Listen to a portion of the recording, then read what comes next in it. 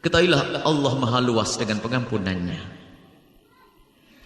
Jika ada orang yang berzina dan berzina dengan segala kehinaan, ketahuilah kalau dia benar-benar tobat kembali kepada Allah, akan diterima tobatnya oleh Allah. At-taibu minadz dzambi kaman la dzambalah. Orang yang bertobat dari dosa seperti orang yang tidak pernah punya dosa.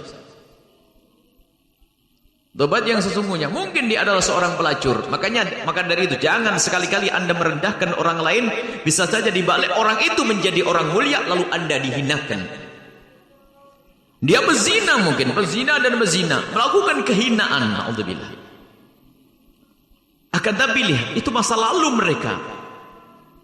Bisa saja setelah itu tobat, menangis, menyesali dosa. Setelah itu bisa menjadi seorang soleh, bahkan bisa menjadi wali kutub. Karena pembatasnya adalah tobat itu sendiri. Tobat itu menyesal, benci dengan kejadian yang lalu. Dia betul-betul benci, menyesal dan menyesal. Kalau ingat, menangis dan menangis. Ada tobat dusta, tobat palsu. Dan kita menemukan orang-orang yang dulunya adalah di kubang kehinaan zina, tapi ternyata setelah tobat menjadi orang yang sangat menjaga dan terhormat dia. Nah ini Allah Maha Pengampun. Kalaupun ada yang mendengar suara ini adalah hamba yang sering terjerumus dalam perzinaan, ketahuilah Allah Maha luas dengan pengampunan. Dengan catatan Anda menyesal dan berjanji tidak mengulangi, sebesar apapun dosamu, maka ketahuilah pengampunan Allah lebih agung daripada dosamu, wahai hamba yang berdosa.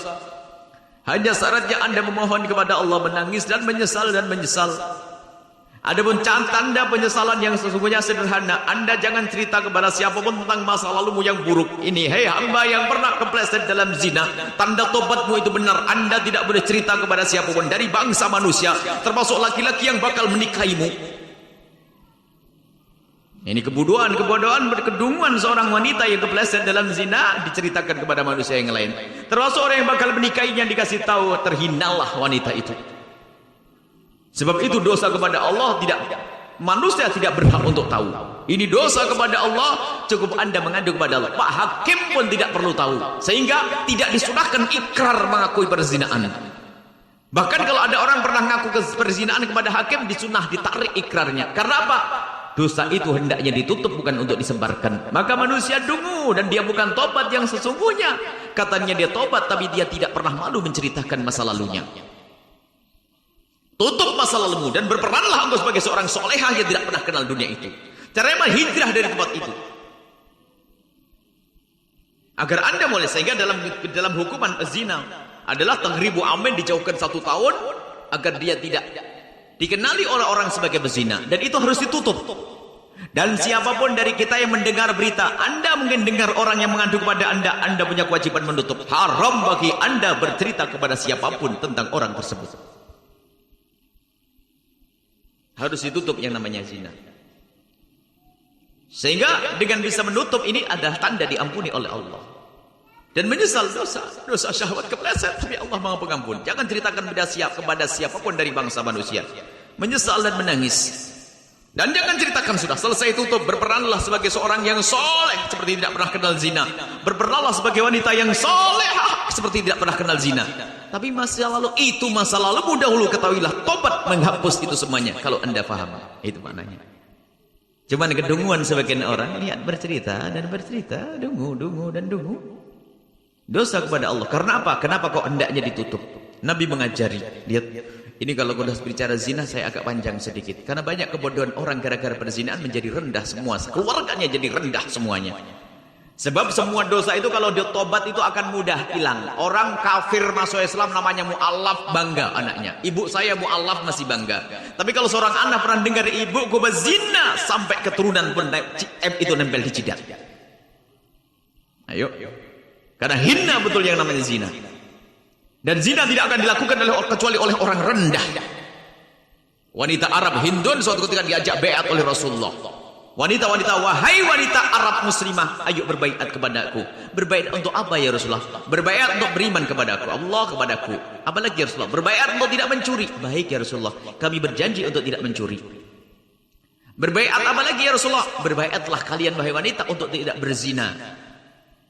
Hindun sebagai seorang merdeka, seorang Arab mulia, kaget mengangkat suara, ya Rasulullah atas dil hurratu. Ya Rasulullah, apakah kebayang orang seperti kami ini berzina? Orang mulia susah berzina. Hanya wanita rendah pelaku zina, laki-laki rendah melakukan zina. Orang mulia susah melakukan berzinahan. Makanya orang mulia di saat diajak berbaiat oleh Rasulullah, berbaiatlah kamu wahai wanita untuk tidak berzina. Protes Sayyidatuna Hindun, atasnil hurratu, apakah seorang wanita itu berzina? Allah. Wanita mulia susah melakukan berzinahan. Akan tapi ketahuilah, kalau ada orang pernah terpeleset, itu adalah masa lalu. Saat mereka belum kenal kemuliaan. Tapi kepada siapapun yang mendengar suara ini, jika anda pernah kepeleset dalam zina, ayo kembali kepada Allah. Sehingga waktu ada orang datang kepada Nabi, Nabi berusaha menutup. Makanya perzinaan hendaknya ditutup dan ditutup dan ditutup. Nabi mengajari, ada Ma'is datang kepada Rasulullah, ya Rasulullah, qad halaktu faqad zanaitu fatahhirni, ya Rasulullah, aku hancur ya Rasulullah, kepleset. Aku telah berzina Rasulullah, maka sucikan aku ya Rasulullah. Minta dihukum oleh Rasulullah. Nabi mengatakan, la'allaka lamasta. Oh, barangkali kamu hanya cukup pegang-pegangan. Tidak, ya Rasulullah, aku melakukannya. Nabi mengulangi, la'allaka qabbalta, mungkin hanya mencium saja. Tidak ya Rasulullah, aku melakukan. La'allaka fakhata, mungkin tidak sampai masuk. Tidak ya Rasulullah, aku melakukannya. Sampai 4 kali. Nabi mengajari menghindar, tapi dia masih mengaku. Lalu Nabi, afi akli syekh, Nabi mengatakan, apakah dia gila? Dia jadi menutup aibnya kok masih cerita terus, apakah dia gila? Tidak ya Rasulullah. Ya sudah, kalau begitu kau hukum dia. Maka para ulama setelah itu memahami bahwasanya isyarat dari Nabi itu, kalau ada orang mau kalau ada orang kepeleset zina, hendaknya ditutup, tidak diajukan ke mahkamah. Tidak disunnahkan untuk minta cambuk. Ada ustadz yang tidak mengerti syariat. Kalau kamu berzina, kamu harus minta dicambuk sana, biar diampuni oleh Allah. Dosa kepada Allah bisa cukup menangis di tempat yang gelap sana, di tempat yang sepi. Tidak harus dicambuk. Nah ini nggak ngerti. Sebab kalau sudah dicambuk itu, lihat apa? Tidak hanya dosa dia memang diangkat, akan tapi siapa? Orang yang ada di kiri kanannya semakin tahu. Oh, dia dicambuk gara-gara zina. Dan kalau ada orang sudah diketahui oleh masyarakatnya sebagai pezina, susah, berat untuk tobat. Makanya menutup aib. Maka kalau anda mendengar berita tentang perzinahan, tutup, berjanji, demi Allah aku tidak boleh cerita kepada siapapun. Termasuk ada seorang wanita ngadu kepada kami perzinahan, haram bagi kami menceritakan kepada istri. Ada urusan apa istri saya tahu?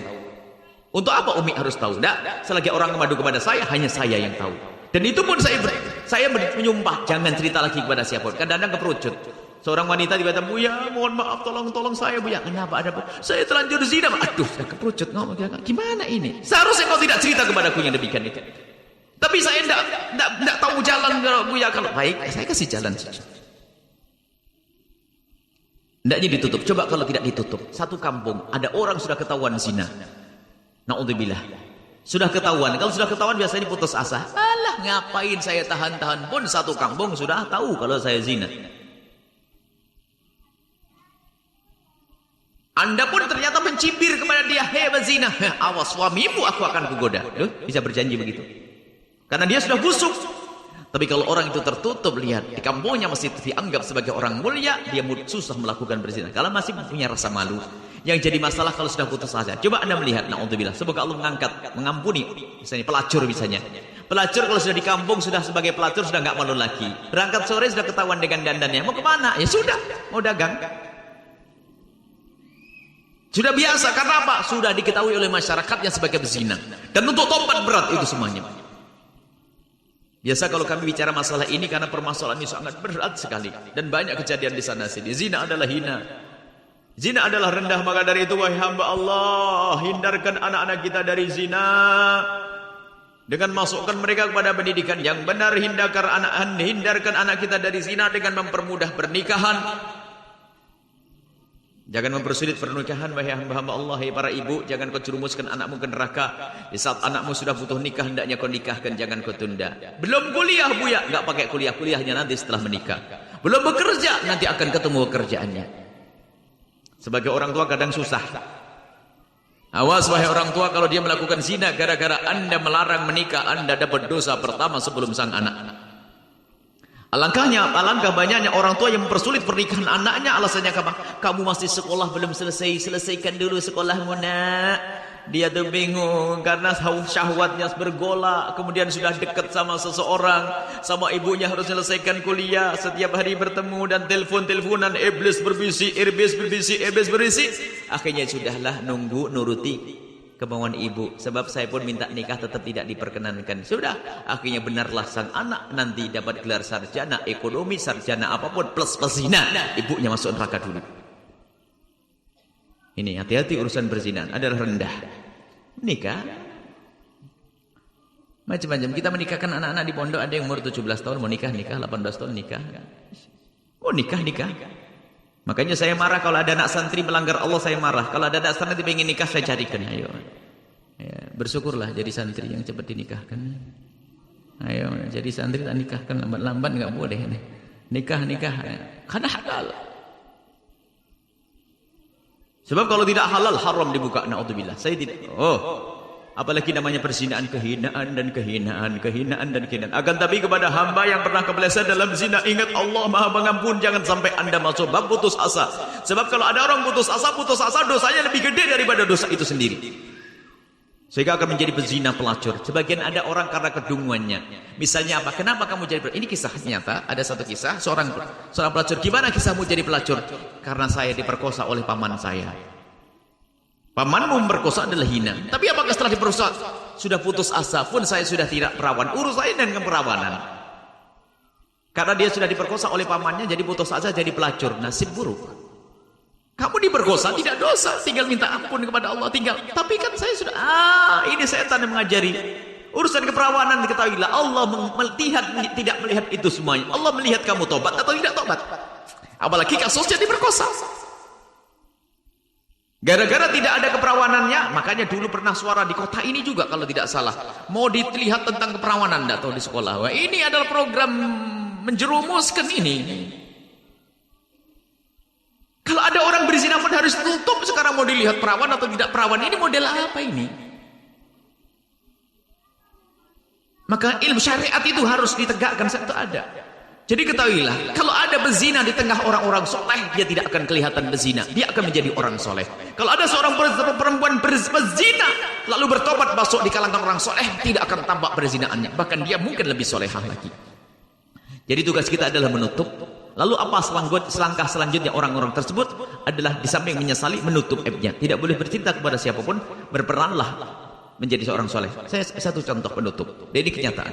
Suatu ketika ngisi di sebuah LP, lembaga masyarakat. Ada seorang laki-laki itu menangis dan menangis. Subhanallah.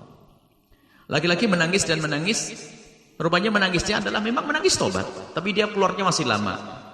Cuman yang menjadikan penyesalan saya lebih besar lagi, Buya, saya telah menjerumuskan 2 adik perempuan saya untuk menjadi pelacur. Saya lihat wajahnya laki-laki ini adalah wajah seorang yang ganteng. Ganteng wajahnya. Ada dikiaskan, berarti adik-adik perempuannya adalah wanita yang cantik. Berarti fitnahnya sangat besar. Saya berkata, di mana adikmu? Buya ada kerja di ini, pelacur di sini, panggilan hotel. Bisa datang kepada saya? Saya sangat senang kalau dia bisa datang kepada saya. Baik, saya akan hubungi adik saya. Dari 2, yang 1 datang. Tidak saya sebut, tentunya ini adalah aib kalau tidak menyebut namanya dia. Dan saya pun minta tolong kepada orang tersebut. Saya akan ceritakan tapi tidak saya sebut namamu. Nah, kau adalah orang solehah. Akhirnya yang datang 1. Yang datang 1 bingung caranya bagaimana. Kau tinggalkan tempat tersebut, kau pergi ke tempat yang jauh. Dan berjanji menangis. Saya berjanji. Saya bilang bahasanya, masalah keperawanan Allah akan mengganti semuanya. Yang penting kau takut kepada Allah. Dan saya sebenarnya melakukan itu benci, ya Allah. Buya, baik. Kamu sudah punya iman. Saya suruh pergi ke tempat yang jauh.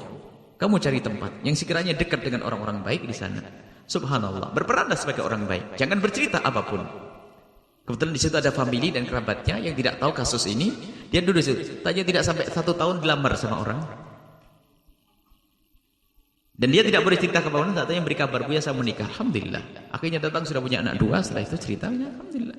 Tidak ada yang tahu kalau kau berzina, tidak ada yang tahu, semuanya baik-baik. Karena hendaknya ditutup aib. Aib harus ditutup, selesai. Jangan bercerita. Kemudian yang kedua, jangan sekali-kali Anda menceritakan tentang perzinaan seseorang. Makanya kalau doa enggak cukup, ya Allah jauhkan kami dari zina, enggak cukup. Ya Allah jauhkan kami dari gunjing pezina. Gunjing pezina dosanya kayak berzina, naudzubillah. Hati-hati. kadang tuh ngerumpi tuh, oh anak itu lah sama ibunya dulu juga, mbahnya dulu habis semuanya. Wah, nasib ahli neraka. Biasanya itu di majelis taklim malahan yang kayak begitu. Hati-hati. Kalau di pasar paling ngomongi ayam mati, ayam hidup itu. Tapi kalau di majelis taklim kadang-kadang sudah merasa sok bersih. Kalau gunjing paling asik tuh. Astagfirullahaladzim. Haji apaan tuh? Waduh, sering saya lihat di mana. Awas, hati-hati, neraka biarpun hadir majelis taklim karena Anda menggunjing. Wallahu a'lam bishawab.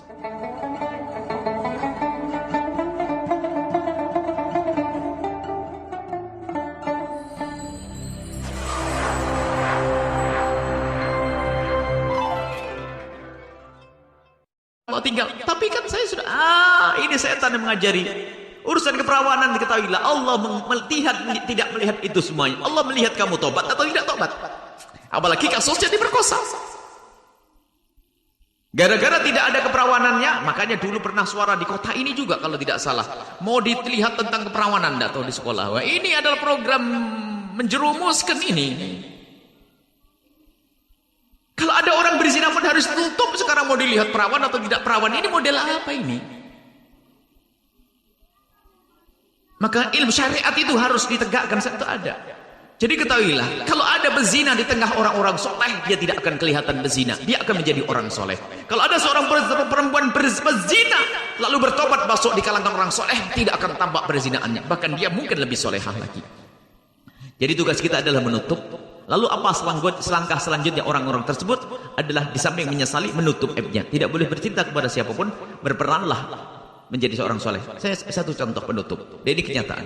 Suatu ketika ngisi di sebuah LP, lembaga masyarakat. Ada seorang laki-laki itu menangis dan menangis. Subhanallah.